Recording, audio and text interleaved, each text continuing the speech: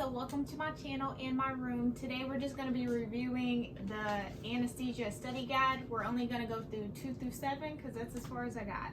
So we're going to start with type A fibers and the way that I remember them. So first off, we have alpha, beta, gamma, and delta. So I just think of EA sports. And that helps us to remember that this is efferent, this is afferent, this is efferent, this is afferent. So we got alpha. I think of this as the strongest, the fastest person because it's alpha. So we know it's efferent. It's the fastest, it's the largest, and it's muscle movement because he's just so strong. He's moving those muscles and pushing things out. So with beta, the way that I remember this is I think of I'm in an argument with somebody and I bet she won't come over here because she's about to get touched, you know? So beta is touch, proprioception, pressure. She's about to get this pressure. So with gamma, the way that I remember this, I think of someone who's lifting weights. They're strong. This ain't a game. This is getting that muscle tone. So gamma has to deal with muscle tone, and it's also efferent. So now we have delta. The way that I remember delta is that girl got dealt with. You know, she's in pain now, like because I was hot, I was mad, my temperature was up. So delta is pain and temperature. And we know that is afferent. Chapter 3, and I have a fun way to remember amides along with how they are metabolized. So we have lidocaine, bupivacaine, probably spelling this wrong, mepivacaine, mepivacaine, and articaine, and prilocaine. Alright. I remember that these 3 are just metabolized in the liver is I think of how do you want to live your life? So these are amides. So how am I going to live my life? Am I going to live in fear? Am I going to be a person that, you know, is just afraid of everything? I have the lid on my life, like I'm never going to try anything new? Am I going to be a person who just thinks about myself, me? Or I change this P right here into a bud. So buddy, am I going to be someone who has lots of friends, who has a family and kids? Like, how am I going to live my life? So all these are metabolized in the liver. Articaine, I think of this as it's an amide, but it acts like an ester, right? Because art is just so different. It's in the person who's looking at it, and they are the interpreter of that art. So I think of, you know, this is metabolized mostly in the plasma, like those esters, because articaine is just so different. And prilocaine, I think of someone, it's called prilocaine, but I call it prilocaine so I can think of someone who's jumping on a pillow.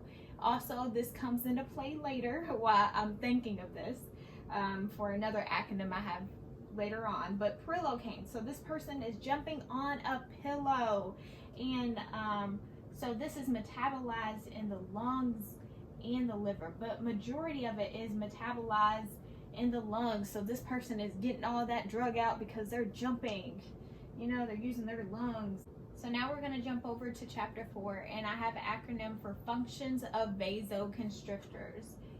The acronym for that is HAD-C. So hemostasis, it helps with hemostasis. It helps constrict blood vessels. It helps increase duration, and it helps decrease absorption. So those are the functions of vasoconstrictors. HAD-C.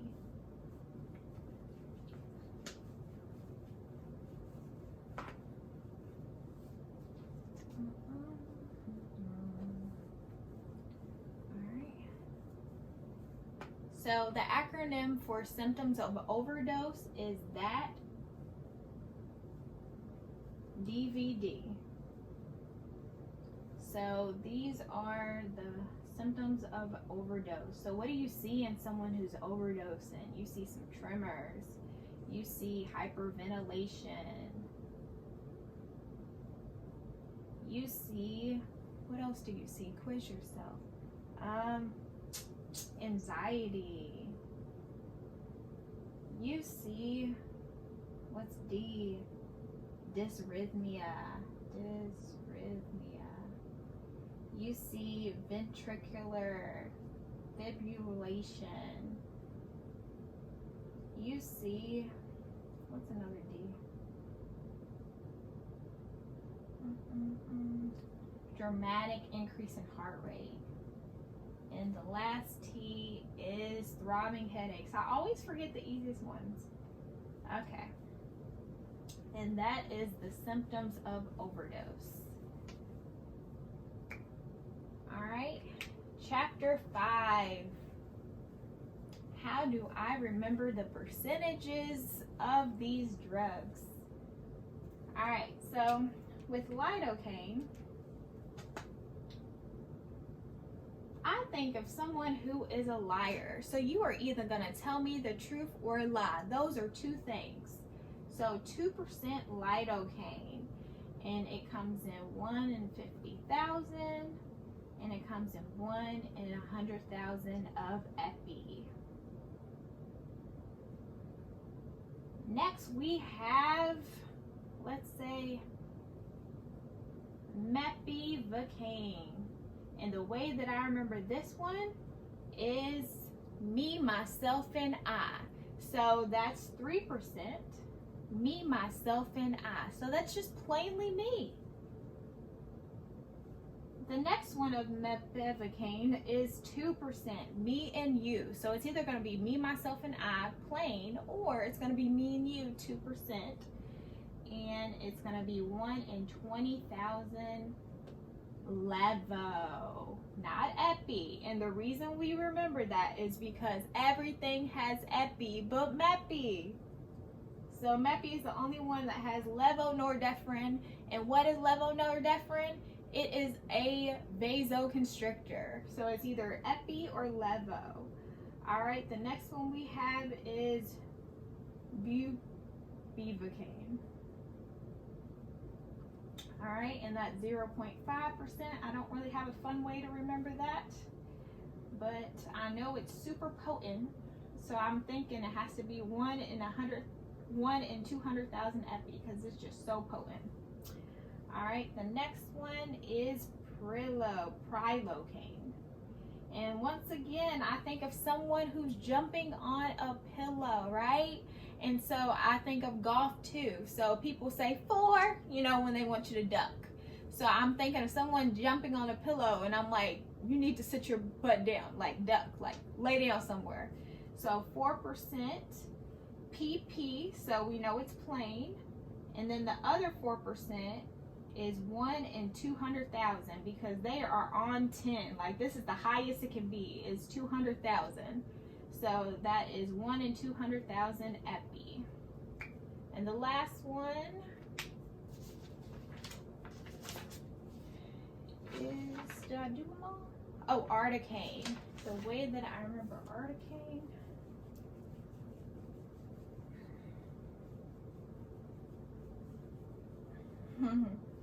It's no fun way. I just have to remember that it's 4%. I forgot about that. Yeah.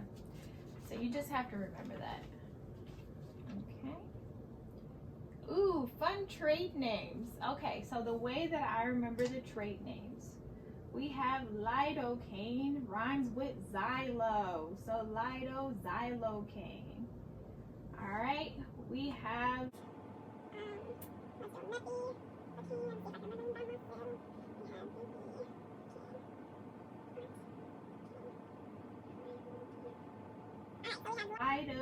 Xylo. We have mepi. So I think of me, I'm a fast learner.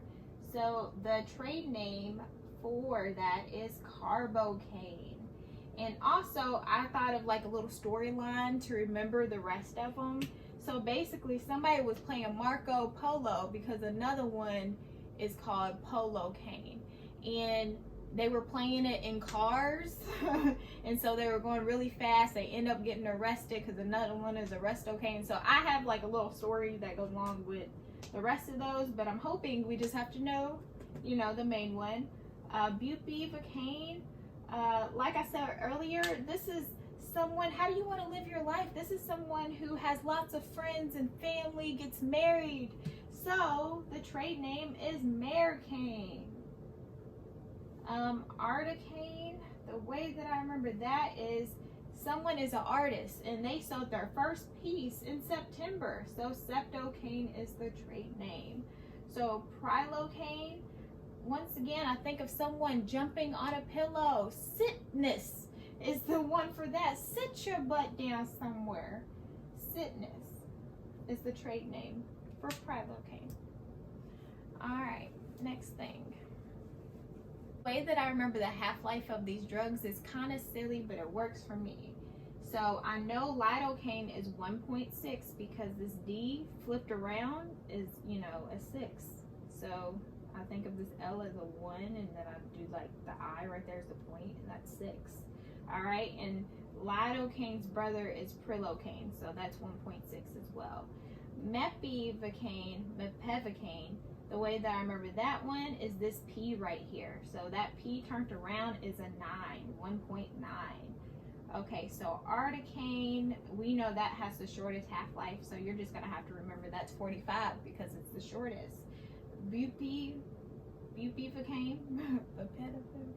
Bupivacaine will have the longest half-life of them all, and that would be 2.7. Let me make sure that's right. Yep.